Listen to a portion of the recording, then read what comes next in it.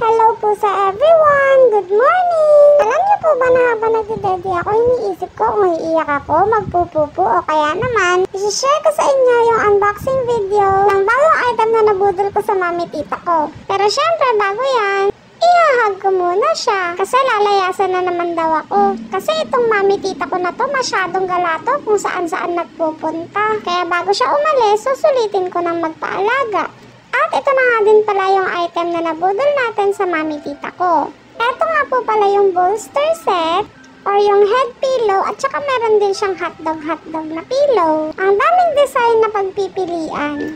White sana yung design na bibilin namin kaso sold out kaya itong pink na lang.